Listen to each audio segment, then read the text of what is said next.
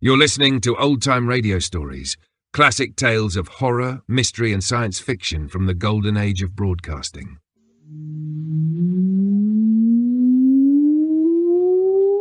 Countdown for blastoff. X minus 5, minus 4, minus 3, minus 2, X minus 1. Fire!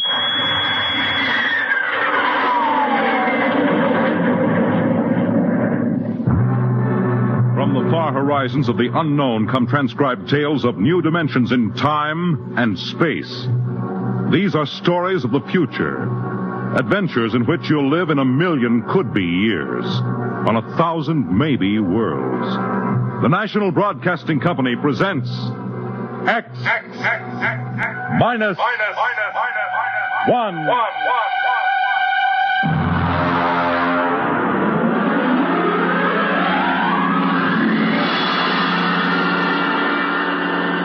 Tonight's story, Mars is Heaven.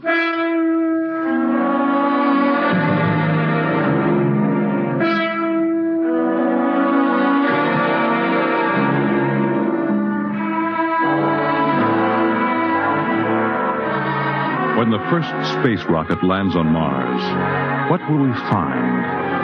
Only the ruins of a dead and deserted planet? Or will there be life? Intelligent life in some strange form that we can only imagine? Will we be welcomed with open arms? Or will the Martians treat us as invaders? Only one thing is certain. Someday, a giant metal ship will take off from Earth to travel through the black velocities, the silent gulfs of space, to descend at last into the darkness of the upper Martian atmospheres. And on that day, man will finally know the answers. The day we first land on Mars.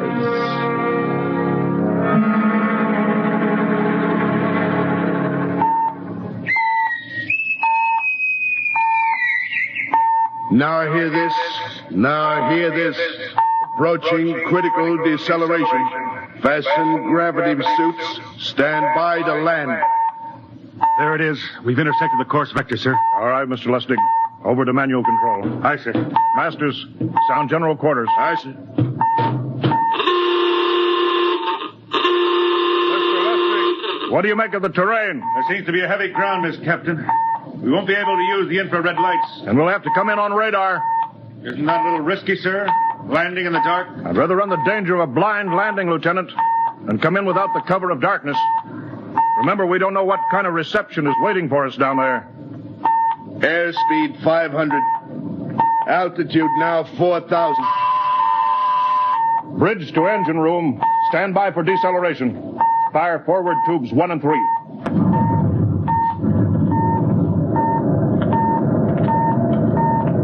Steady as she goes, Mr. Lustig. As she goes, sir. Airspeed 100. Altitude 1,000. Radar indicates a level stretch dead ahead, sir. Skids down.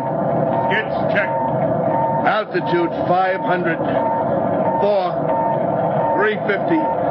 3. Up a point now. All right. Let's set her down.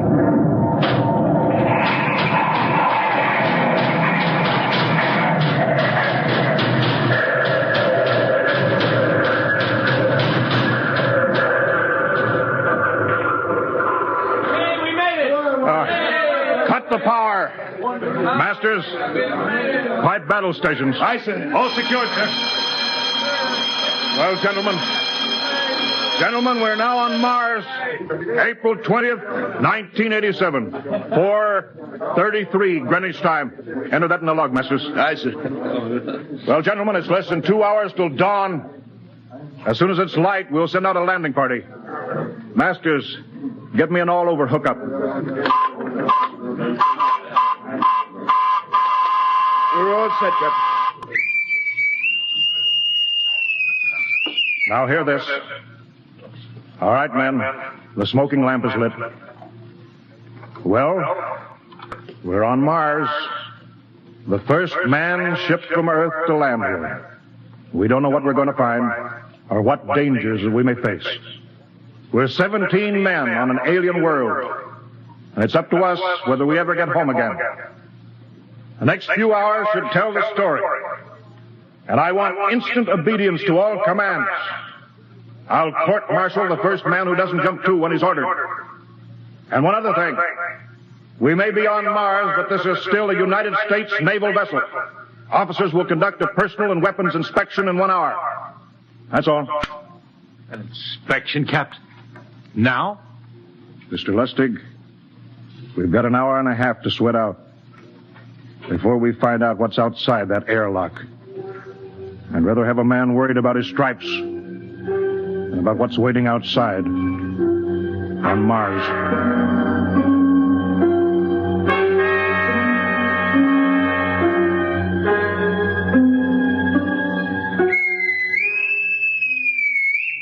Now hear this.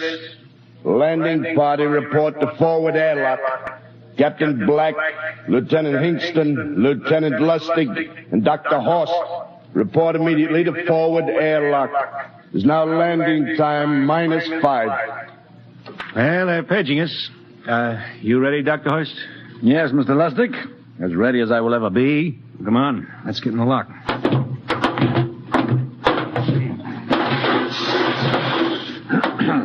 Hingston, Lustig, and Horst reporting in the airlock. Very well, sir. The captain will join you. 4 minutes to go. At least the captain would get here. What difference does it make? I just want to get it over with, that's all. Anybody got a cigarette? Yeah, I think you're smoking too much, Lieutenant Lustig.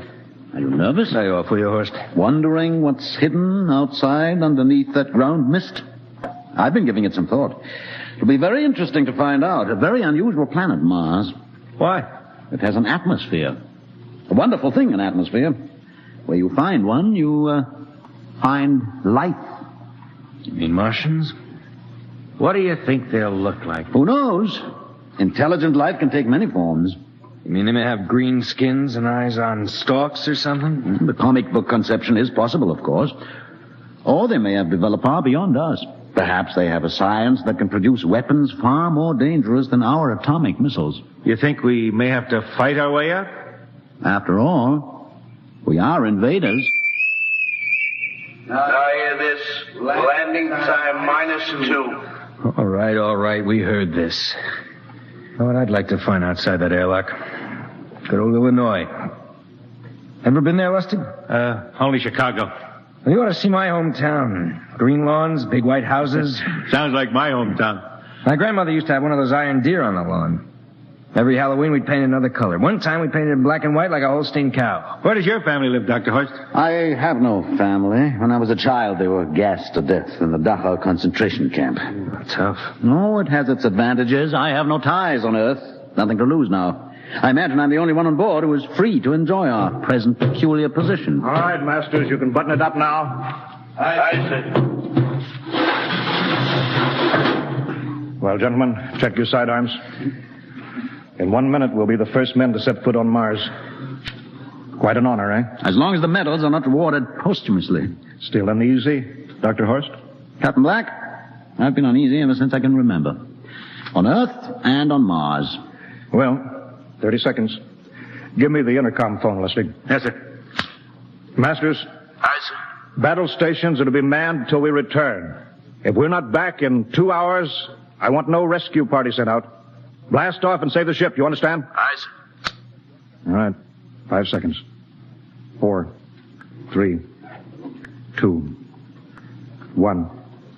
Lustig, open the outer airlock. Aye, sir.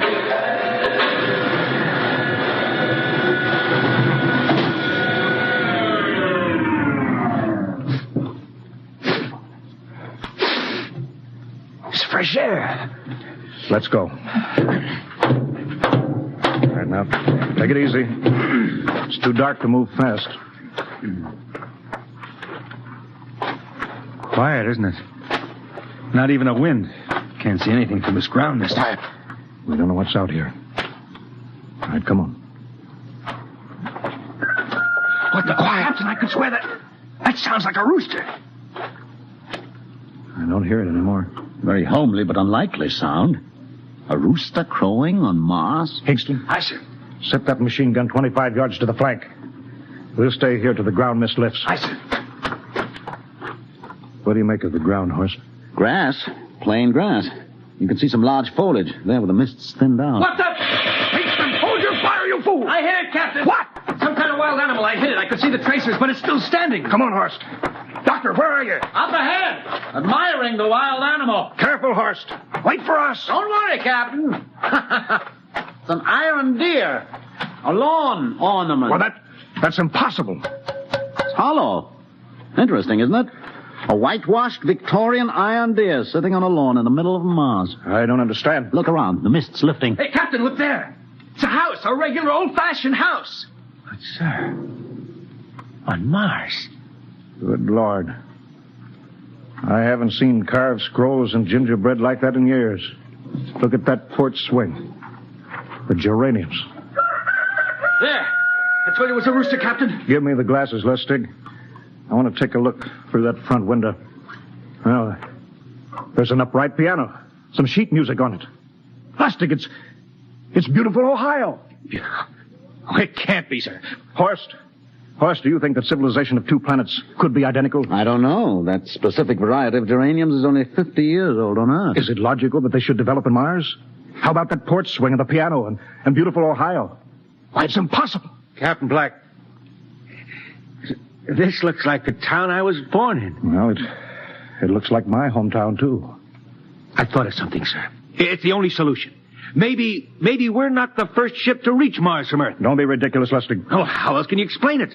Suppose some scientists got together. They invented some spaceship and planted a colony here.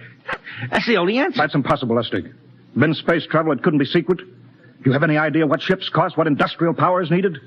No, there's got to be some logical reason. I think perhaps we might find out, Captain. The light just went on in that house. Kingston, cover that door with the machine gun. Aye, sir. All right, come on, Horst. We're going to ring that doorbell. There's got to be a scientific answer to all this.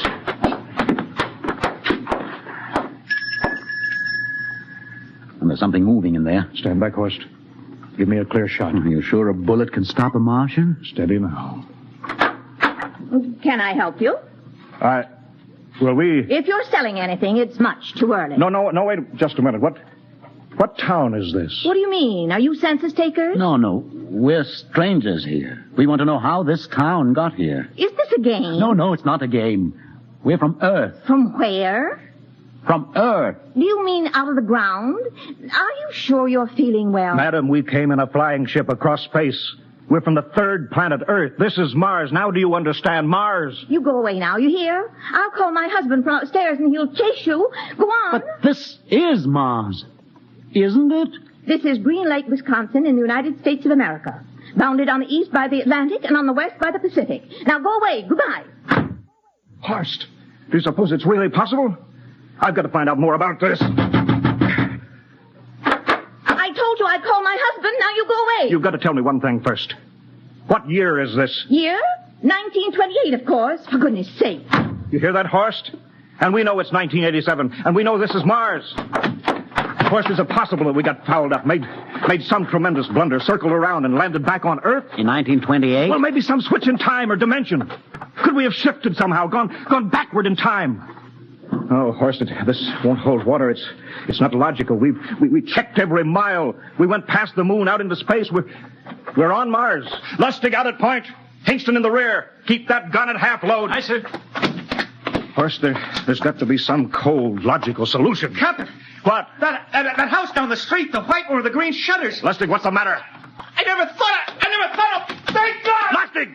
Lustig, come back here. He's running for that house. That crazy fool, after him, quick. Lustig, stop! Come down off of that porch. Grandpa! Lustig, what the devil do you think you're doing?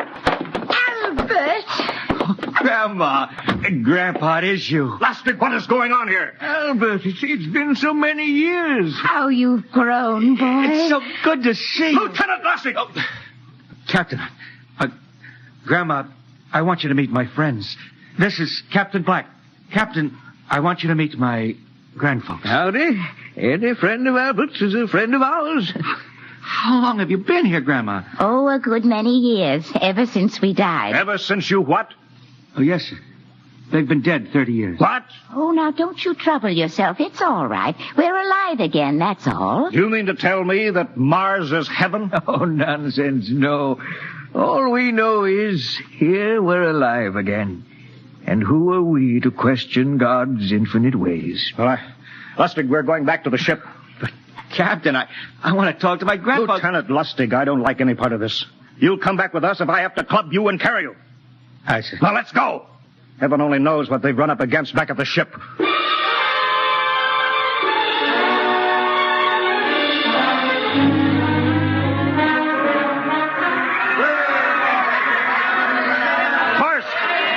Crowd around the ship. Looks like we're being welcomed with a celebration, Captain. Celebration? They've abandoned ship. Every port is open. No guard set. You masters! Hiya, Captain. Meet my old dad. Dad, that's Captain Black. He's not a bad guy for an officer. Higston! What's it? Bring that band back. Use force if you have to. Excuse me, sir. There's my Uncle George. Higston! I'll be right back, Captain. Uncle George. What the devil is going on here? Understand, sir? They've all found friends and relatives. They're all here. Right, Captain. I found it. The whole crew's out in the crowd. But I gave orders. Definite orders. You don't understand, Captain. I understand mutiny. I don't care how many relatives show up. I'll have discipline. Johnny, you old son of a gun. It's you. Edward. Yes. It can't be. Oh, of course it is. Johnny, Ed. you old... Ed. Dr. Horst. This is my brother, Edward. How do you do? Hello, sir. It's wonderful to see you, Edward. Look, I've got to get back to my ship. Oh, Johnny, wait. I almost forgot. Mom's waiting at home. Mom? Yeah, and Dad, too. Mom and Dad are alive? Then you're real, Ed. Well, of course. Don't I feel real? How's that, huh? Why, Ed! We've got lunch for you, Johnny. Mom's making corn fritters. Dr. Horst, haven't you found anybody? Oh, no, Captain. I have nobody. Well, then you come on home with me, right, Ed? Why, sure. Horst, you wouldn't believe it, but it's been 35 years since I had Mom's corn fritters. By George, 35 years.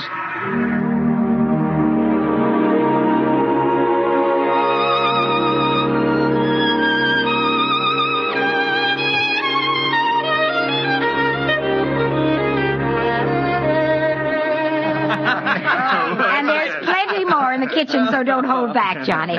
You too, Dr. Horst. Well, Johnny, you're still in the Navy, eh? That's right, Dad. I'm in command of the ship. We're an old Navy family, Dr. Horst. All three of our boys in the service. Yeah, Ed was the best pilot in the Pacific, too. What did happen, Ed? What's the difference? I'm here now. Yeah, but... You know, it's almost perfect. All we're missing is your brother Will. Then the whole family could be together. Well, it won't be long, Mom. Will's in charge of the XR-54. Next rocket coming out to Mars. Oh. Well, little Will. When does he leave, Johnny? Well, the takeoff's scheduled for September, but it depends on what we report. Oh, yeah. There's no question about that now, huh? No. Christmas together again. That'll be something. Sure will, yes, sirree. Well, this calls for a celebration. How about a little of the old dandelion wine, eh, Johnny? Now, Father, don't you go giving Johnny too much wine. He's a big boy now, Mother. Well, sir, isn't everything just fine? Just fine.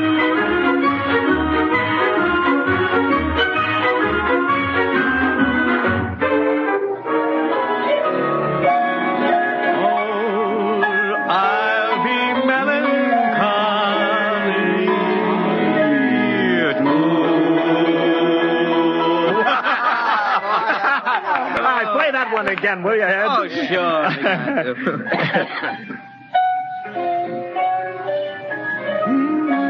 Well, Dr. Horst, what are you doing sitting over here alone? What do you think of my little family? Very nice. You know, I can't understand why you didn't find any folks here, Dr. Horst. It's just a shame everybody else is so happy. Well, I never remembered my family, Mrs. Black. All I know is they were gassed at Dachau during the Second World War. When I was liberated, I was in delirium 3 months. I cannot remember anything before then. A psychiatric phenomena. Oh, that's terrible. Isn't there anything anybody can do? I don't want to remember. I have not had a pleasant life. I prefer to be free of emotional entanglements. They interfere with a scientific approach. Oh, I'm sorry, Dr. Horst.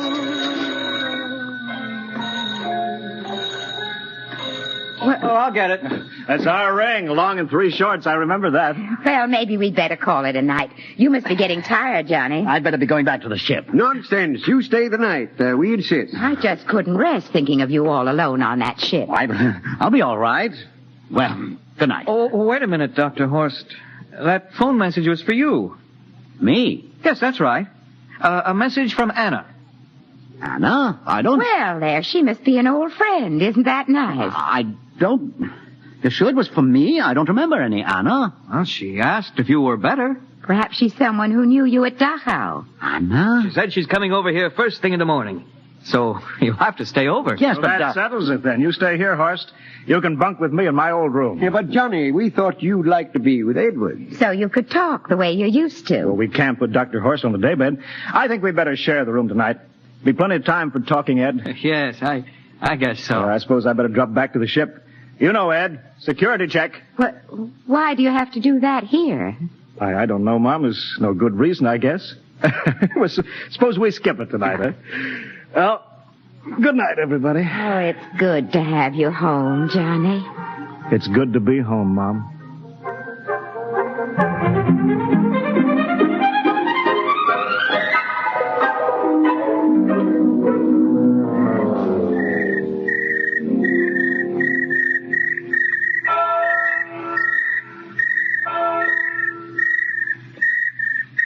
Captain Black. You asleep? No, I've been thinking about what we were expecting. Green-skinned Martians. All the time there was only Mom and Dad and Edward waiting. That's funny what tricks your imagination can play on you. Well, I guess Mars is heaven, Horst. You know, I've been thinking about Martians, too. Captain, just suppose there were Martians, and they saw us land, and suppose they thought of us as invaders. What would be the best weapon they could use against our atom bombs, huh? I don't see what you're getting at. They would want to disarm us first, huh? To wipe out all suspicion, to make us feel at home. Captain, suppose this house isn't real. Suppose the people are just images, stolen from our own memories by Martians, created for us by telepathy, hypnotism. Oh, that's the craziest theory I ever heard. Maybe that's why there was no one for me, because in all my life there is no happy memory, no real loved person, not even my mother. I don't remember her, only the piles of rotting corpses at Dachau. There was no happy emotion for these people to recreate. How about that phone call? Anna? Yes, Anna. I didn't remember who she was, but I do now. I just remembered. When I was freed from Dachau, sick, delirious, I raved about a wonderful, kind nurse named Anna that took care of me. Well, there you are. It's logical. She's coming to see you tomorrow. But there was no Anna. I'd been nursed by a man. What? Anna was only a dream. And there's only one way they could have learned about her, by reading my subconscious mind. That's impossible, Horst. Why? A whole crew was thinking of home. Suppose the Martians read our minds. Yes, but if there are Martians... If there are, they have us separated. Each man in a different house, sleeping, trusting. No one at the guns. I left my pistol downstairs. Do you think there's something to this, Horst? It's a perfect trap, Captain. Who would suspect his own mother, his grandparents? How easy. Just a knife in the heart of each sleeping man. That's impossible, Horst.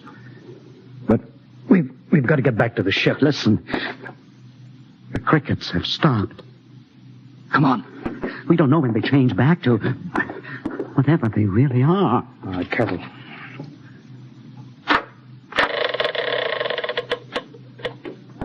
Where are you going, John? Ed, we wanted a drink of water. That's all, Ed. You're not thirsty, John. You don't want a drink. Look out! You don't want a His drink. face! It's changing! He's a Martian! Run, horse! Run! You can't get away, John. This way, horse! Horse, where are you?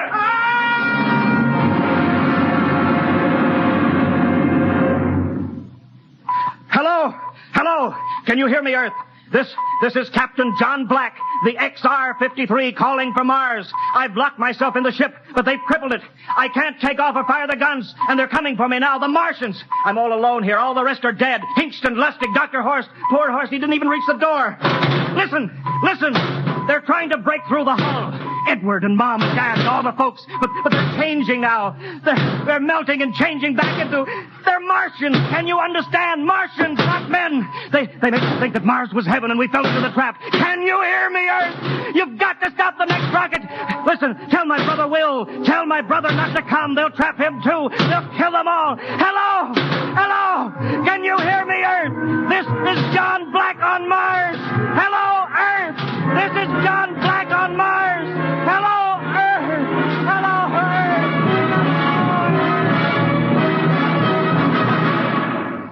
Earth. Tonight, X-1 has brought you the science fiction classic, Mars is Heaven, written by Ray Bradbury and adapted for radio by Ernest Kenoy. Featured in the cast were Wendell Holmes as Captain Black and Peter Capell as Dr. Horst, with Bill Zuckert as Masters, Bill Lipton as Hinkston, Margaret Berlin as the old lady, Bill Griffiths as Edward, Ken Williams as Lustig, Ethel Everett as Mom, and Edwin Jerome as Dad. Your announcer, Fred Collins. X-1 was directed by Fred Wayne and is a transcribed NBC Radio Network production.